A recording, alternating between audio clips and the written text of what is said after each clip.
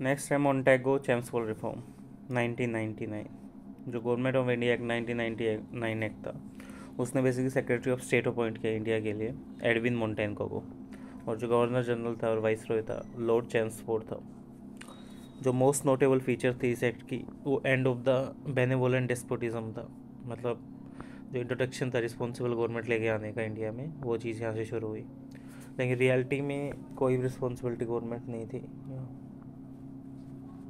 अगस्त 1917 में मोन्टेगो ने एक हिस्टोरिकल डिक्लेरेशन बनाया हाउस ऑफ कॉमन्स में, ब्रिटिश पार्लियामेंट में, और उस चीज़ को बोलते हैं मोन्टेगो डिक्लेरेशन। नवंबर 17 में जो मोन्टेगो है उसने विज़िट किया इंडिया में असरटेन करने के लिए जो व्यूज़ थे सारे सेक्शन ऑफ सोसाइटी से वहाँ पे, और एक डिटेल्ड रिपोर्ट बनाई गई कॉन्स्टिट्यूशन रिफॉर्म्स की इंडिया के अंदर, जिसको बेसिकली पब्लिश किया गया 8 जुलाई 1918 को। रिपोर्ट बेसिकली एक बेसिस था गवर्नमेंट ऑफ इंडिया एक्ट 1999 का। की फीचर्स क्या थे रिपोर्ट के? इंडियंस के एसोसिएशंस बेसिकली लेके आना हर ब्रांच ऑफ एडमिनिस्ट्रेशन में, ग्रेजुअल डेवलपमेंट लेके आना सेल्फ गवर्निंग इंस्टीट्यूशंस की, ताकि एक प्रोग्रेसिव रियलाइजेशन देखा जा सके रिस्पॉन्सिबल गवर्नमेंट का, और एक integral part of British empire किया जा सके। प्रोग्रेस की जा सके रिस्पॉन्सिबल गवर्नमेंट की सक्सेसिव स्टेज में। और इंडियन नेशनल लोकदल है उसने बेसिक इंडियन नेशनल कांग्रेस ने एक स्पेशल सेशन बनाया सैयद हसन इमाम के साथ एज ए प्रेसिडेंट, ये डिस्कस करने के लिए इस रिपोर्ट के ऊपर हाईलाइट किए थे 1999 के। इंडिया ने बेसिकली एक integral part of British empire था, और कोई सेल्फ रूल नहीं था इंडिया पे उनका, और डिसेंट्रलाइजेशन था अथॉरिटी का, ताकि जो सुप्रीम होल्ड है सेंट्रल गवर्नमेंट का बना रहे। सजेस्ट किया डिसेंट्रलाइजेशन के लिए और यूनाइटेड फॉर्म ऑफ गवर्नमेंट के लिए। टाइम और मैनर देखे गए गोल्स ऑफ रिस्पॉन्सिबल गवर्नमेंट के, जो ब्रिटिश पार्लियामेंट ने डिसाइड किए। पार्लियामेंट पार्शियल रिस्पॉन्सिबिलिटी थी प्रोविनेंसेस की इंडिया के अगेंस्ट, और कोई चेंज नहीं होना चाहिए था करेक्टर्स में सेंट्रल गवर्नमेंट के। अब चेंजेस हुए क्या? सबसे पहले प्रोविंशियल गवर्नमेंट एग्जीक्यूटिव डायरार्की इंट्रोड्यूस की गई। डायरार्की होता है ड्यूल गवर्नमेंट, एग्जीक्यूटिव मतलब dual classes of administration, executive council और मिनिस्टर्स। जो गवर्नर था उसको एग्जीक्यूटिव हेड बनाया गया प्रोविंसेस का, और जो सब्जेक्ट्स थे उसको डिवाइड किया गया दो लिस्ट में, रिजर्व और ट्रांसफर। रिजर्व लिस्ट क्या थी? ब्रिटिश मिनिस्टर्स के साथ थी। जो गवर्नर था वो इंचार्ज था रिजर्व लिस्ट का और एग्जीक्यूटिव काउंसिल्स का, और जो सब्जेक्ट्स थे वो बेसिकली इसी लिस्ट में लॉ एंड ऑर्डर को प्रेफर करते थे। सब्जेक्ट थे इसी लिस्ट में जो लॉ एंड ऑर्डर, इरिगेशन, सिंचाई, फाइनेंस, लैंड रेवेन्यू एक्सेट्रा वो देखते थे। ट्रांसफ़र लिस्ट क्या थी? इंडियन मिनिस्टर्स के साथ जो इलेक्टेड मेंबर्स थे काउंसिल्स के, वो इंचार्ज थे सब्जेक्ट के ट्रांसफ़र लिस्ट में, और इसमें बेसिकली इंक्लूड थी education, local government, health, excise, industry, public works और रिलीजन एंडोमेंट।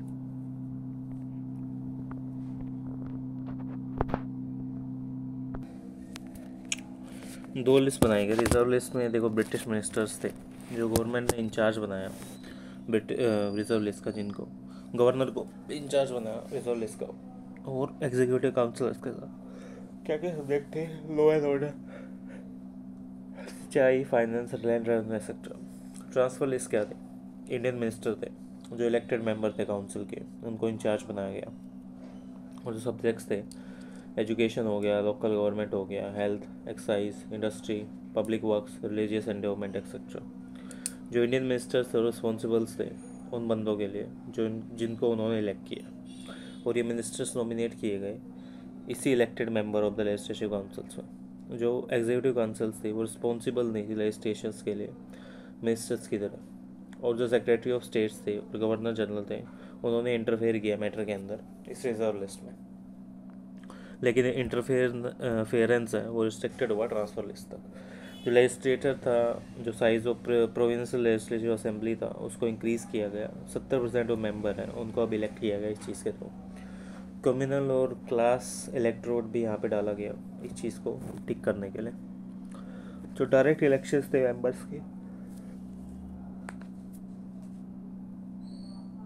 उस चीज़ को देखा गया, लेकिन फ्रेंचाइजीज रिस्ट्रिक्टेड करते। कुछ वुमेन ऑल्सो बेसिकली कुछ वुमेंस को भी रखा गया वोट करने के लिए, और फर्स्ट टाइम वुमेंस को अलाउ किया गया वोट करने के लिए इंडिया में। लेजिस्लेटर क्या करता था, इंजॉय करता था फ्रीडम ऑफ स्पीच, मतलब बोलने का अधिकार है उस बंदे को। और जो गवर्नमेंट की एसेंस थी उसको रिक्वायर्ड किया कि आप कोई भी बिल पास कर सकते हो, गवर्नर को ये बोला गया, और आप बेसिकली वीटो पावर यूज़ कर सकते हो इशू करने में, ऑर्डिनेंस एक्सेट्रा। जो फाइनल पावर थी वो अभी भी गवर्नर के हाथों में थी, और जो ऑर्डिनेंस थे वे यहीं से स्टार्ट हुए। अब जो सेंट्रल गवर्नमेंट का क्या सीन था इसमें, आप सबसे पहले एग्जीक्यूटिव को बोल सकते हो कि सेंट्रल गवर्नमेंट एज एग्जीक्यूटिव की तरह काम करती थी। जो चीफ एग्जीक्यूटिव अथॉरिटी थी वो गवर्नर जनरल था, कि भाई सबसे बड़ा बंदा तो गवर्नर जनरल है, मतलब वाइस रॉय को वाइस कैप्टन बोल सकते हो आप, इससे ऊपर कोई है नहीं यार। मतलब इंडिया में तो ये है, कैप्टन ऊपर एलिजाबेथ है, ईस्ट इंडिया, इंग्लैंड से। और इसमें जनाब 2 लिस्टें दी गई आपके एडमिनिस्ट्रेशन करने के लिए, सेंट्रल और प्रोविडेंशियल। प्रोविडेंशियल लिस्ट क्या थी, प्रोविडेंस के लिए काम करती थी वो। जो सेंट्रल बेसिकली क्या देखता था, सेंट्रल लिस्ट का को देखता था। और 8 मेंबर्स में से वाइस रॉय एग्जीक्यूटिव काउंसिल्स की 3 क्या थे, इंडियन मेंबर थे। और जो गवर्नर जनरल था उन्होंने ऑर्डिनेंसेस इशू किए, वो सर्टिफाई किए बिल्स जो बेसिकली रिजेक्ट किए गए सेंट्रल लेजिस्लेटर के द्वारा। और उसने रिटेन भी कर ली पावर सम्मन करने की और डिसॉल्व करने की हाउस को। जो लेजिस्लेटर था वो कैसे काम करता था, एक बाय कैमल लेजिस्लेचर फॉलो किया गया 2 हाउसेस के साथ। जो नंबर ऑफ मेंबर्स थे उनको इंक्रीज़ किया गया, वो बाइफर्केटेड किया गया 2 हाउसेस में। जैसे लेजिस्लेटर था, 2 तरह से लेजिस्लेचर हुआ। पहले तो बाय कैमरल लेजिस्लेचर था, बेसिकली यहाँ पे बाय कैमरल, बाय मतलब 2। इसमें क्या हुआ, जो नंबर ऑफ मेंबर थे उनको इंक्रीज़ किया गया 2 हाउसेस में, मतलब पहला आपका लोअर हाउस होगा, अपर हाउस होगा। जो सेंट्रल लेजिस्लेटिव असेंबली थी उसको लोअर हाउस बनाया गया, लोकसभा की तरह, जैसे आज लोकसभा राज्यसभा वैसे ही। इनिशियली सेंट्रल लेजिस्लेटिव काउंसिल्स थे, ये बेसिकली कुछ मेंबर थे इसमें। अब जो नंबर ऑफ मेंबर हैं वो इंक्रीज़ हो रहे थे, और फिर ये क्या बन गई, आगे जाकर असेंबली बन गई। जो काउंसिल ऑफ स्टेट है या अपर हाउस है, उसको बेसिकली राज्यसभा के थ्रू अपॉइंट किया जाता था।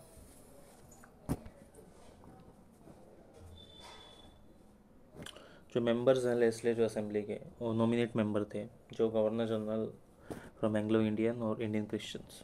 उसमें 2 बंदों को भी रखा गया, एंग्लो इंडियन और इंडियन क्रिश्चियंस को भी, उनको नॉमिनेट किया गवर्नर जनरल ने। और जो एंग्लो इंडियन और क्रिश्चियंस थे वो नॉमिनेट किए गए 15 ऑफिशियल्स के अंदर से।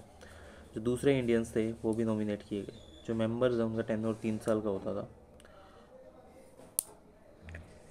लेजिस्लेटिव असेंबली में 145 मेंबर थे, 41 नॉमिनेटेड थे, 104 इलेक्टेड थे। नॉमिनेटेड में 26 ऑफिशियल थे, 15 नॉन ऑफिशियल थे। 104 में से 52 जनरल थे, 30 मुस्लिम थे, 9 यूरोपियन थे, 7 लैंडलॉर्ड्स थे, 4 बेसिकली कमर्शियल कम्युनिटी के रिस्पोंडेंट्स थे, 2 सिख थे। अब member of council of state था क्या, जो खाली मेल मेंबर्स थे वो यहाँ आते थे, और जो टेन्योर था 5 साल का था। और जो member of council of state थे, जो member of council of state में क्या था, खाली मेल मेंबर थे, टेन्योर 5 साल का था। कुछ सीट्स बेसिकली वैकेंट की गई थी हर साल। और जो member of council of states थे उनको भी यहाँ रखा गया। Who could vote for these elections, कौन इनके लिए इलेक्शंस के लिए वोट कर सकता था। फ्रेंचाइजी जो रिस्ट्रिक्ट की गई वोटर्स के, जिन्होंने लैंड रेवेन्यू पे किए हैं 50 रुपये का एनुअली, मतलब इतना तो पे करना पड़ेगा, या प्रॉपर्टी 180 रुपये रेंटल की होनी चाहिए, या इनकम टैक्स पे करें 2000 रुपये का। जो काउंसिल ऑफ स्टेट है वो बेसिकली काउंसिल ऑफ स्टेट के लिए खाली टाइटल होल्डर्स लोगों को रखा जाता था, या जैसे ज़मींदार हैं या प्रधान हैं ऐसे कुछ लोग। और एक्स मेंबर होते हैं काउंसिल के उनको, या यूनियन स्टेट मेंबर्स हैं वो एलिजिबल होते थे। जो नैरोड हैं और नंबर ऑफ पीपल्स हैं जिन्होंने एब्जामेल नंबर्स में वोट किया है, लोअर हाउस के लिए 9 लाख और अपर हाउस के लिए 17,000, ऐसे लोगों को बेसिकली इलेक्शंस में डाला जाता था। मेंबर्स के राइट क्या थे, जो लेजिस्लेटर था वो क्वेश्चन पूछ सकता था या वोट कर सकता था बजट के रिगार्डिंग। जो 25% ऑफ बजट है वो बेसिकली वोट से ही चलता था, और जो दूसरा था रेस्ट था वो नॉन वोटेबल था। बिल पास किया गया सारे हाउसेस में एक लॉ को बनने से पहले। 3 मेजर्स बेसिकली यहाँ पे दिए गए रिजोल्व करने के लिए किसी भी डेडलॉक को बिटवीन द हाउसेस, जिसमें जॉइंट कमेटी, जॉइंट कॉन्फ्रेंस और जॉइंट सिटिंग, ये सारी चीज़ें आती हैं आपकी।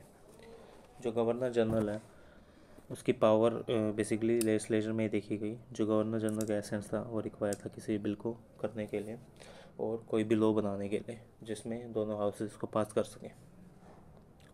उसने एक बिल भी लेके आया जिसमें लेजिस्लेटिव कंसेंट की ज़रूरी नहीं थी। उसने प्रिवेंट किया बिल को एक लॉ बनने से, जिसमें बेसिकली एक डेट्रीमेंटल पीस ऑफ कंट्री वो देखा गया। तो उसने डिसअलाउ किया किसी भी क्वेश्चंस को, एडजर्नमेंट्स को, मोशंस को या डिबेट को जो भी हाउसेस में हो रही हैं। इंडियन काउंसिल था क्या, बेसिकली लंदन में बेस्ड इन था ये इंडियन काउंसिल। इसमें एटलीस्ट 8 मेंबर होते थे और मैक्सिमम 12 मेंबर होते थे काउंसिल में। जो हाफ ऑफ द मेंबर थे उनको बेसिकली 10 साल का एक्सपीरियंस था पब्लिक सर्विस में, और जो इंडियन मेंबर्स थे काउंसिल में वो इंक्रीज़ होते थे 2 से 3। ऑफिस बनाया गया हाई कमिश्नर ऑफ इंडिया का, स्पेशली इंग्लैंड में, जो एजेंट की तरह काम करता था गवर्नमेंट ऑफ इंडिया के। जो सैलरी है आपकी वो पेड की जाती थी गवर्नमेंट ऑफ ब्रिटेन के द्वारा।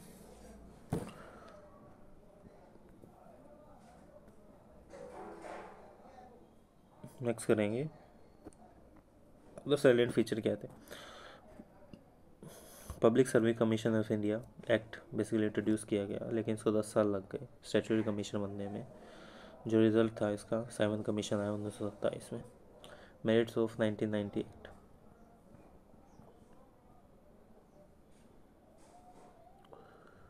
ये हम करेंगे नेक्स्ट वीडियो में डिस्कस। चलो इसी में कर लेते हैं। जो गवर्नमेंट ऑफ इंडिया एक्ट 1990 था उसने बेसिकली बेनेवोलेंट डेस्पोटिज्म या रिस्पॉन्सिबल गवर्नमेंट वहाँ पे सेटअप की, इस पॉलिसी का एंड किया। उन्होंने डिक्लेयर किया कि जो बेनेवोलेंट डेस्पोटिज्म है और गवर्नर जनरल है उसके पास अभी तक बेसिकली पावर रहेगी बहुत सारी। और इस एक्ट में ये बोला गया जो फाउंडेशन होगा प्रेजेंट इंडियन लेजिस्लेचर होगा ये यही रहेगा। डायरार्की इंट्रोड्यूस की गई, ड्यूल गवर्नमेंट, रिस्पॉन्सिबल गवर्नमेंट इस चीज़ को बोला जाता है। इंट्रोड्यूस किया गया concept of federal structures unitary basis पे। पार्टिसिपेशन इंक्रीज़ किया गया इंडियंस का एडमिनिस्ट्रेशन में, और कुछ पोर्टफोलियोज दिए गए labour, health etcetera. First time elections basically जनता के सामने लेके आए गए और एक पॉलिटिकल कॉन्सिक्वेंसेस आए लोगों के बीच में। कुछ इंडियन वुमेंस थी, उन्हें भी बेसिकली राइट दिया गया पहली बार वोट करने का। लिमिटेशंस क्या थी, जो एक्ट था एक्सटेंड हो गया और कंसोलिडेट था कम्युनल रिप्रेजेंटेशंस का, मतलब जातिगत भेदभाव, जातिगत सुधार या आप बोल सकते हो जातिगत लोगों को ज़्यादा प्रमोट करते थे। फ्रेंचाइजी थी वेरी लिमिटेड थी, उन लोगों को बेसिकली ओनली राइट थे वोट देने के जो प्रॉपर्टी टैक्सेबल इनकम या हाई लैंड रेवेन्यू पे करते हैं। गवर्नर जनरल वाइस रॉयस था, उसके पास बहुत ज़्यादा पावर थी लेजिस्लेटर सेंटर और प्रोविनेंस को देने के लिए। जो सीट्स का एलोकेशंस था वो बेसिकली पॉपुलेशन के बेस पे होता था। Importance of provenance in the eyes of British. Roller act था वो पास किया गया 1999 में, और सेवरल रिस्ट्रिक्टेड बेसिकली इसमें क्या किया, प्रेस को रिस्ट्रिक्ट कर दिया। जो मूवमेंट ऑफ पीपल था या अनोमियस पोजीशंस था इंडियन मेंबर्स का, उस चीज़ को देखा गया। जो बिल्स हैं वो पास किए गए जिसमें सेवरल इंडियंस ने रिज़ाइन कर दिया प्रोटेस्ट में। जो इंडियाज़ ऑब्जेक्शंस हैं मोंटे गो चैम्प्स रिपोर्ट में क्या थे, स्पेसिफिक टाइम फ्रेम नहीं था, गवर्नमेंट अकेले डिसाइड कर रही थी सब कुछ और इंडियंस को कोई भी बेसिकली चीज़ें नहीं दी जा रही थी। तो नेक्स्ट में डिस्कस करेंगे खिलाफत मूवमेंट।